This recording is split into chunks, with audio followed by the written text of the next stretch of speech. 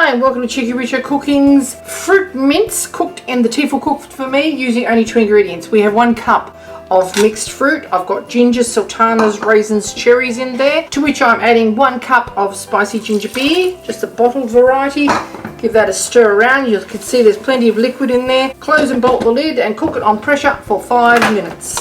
Go to manual, quick cooking, and 5 minutes. Immediate start. Once it comes to pressure, it will then start to cook for the 5 minutes, and then we're just going to stir it and reduce that liquid down, and we're going to use it in quite a few recipes that you would use fruit mince for. We're going to be using a fruit mince bakewell tart and fruit mince matchsticks, which are perfect for your holiday recipes. 5 minutes time, we'll check it out. Okay, that's just keeping warm. Open it out and look how fat and juicy everything is. And now we are just going to put it onto the browning function until that liquid is reduced and those little fruits have plumped up and accepted all of that liquid.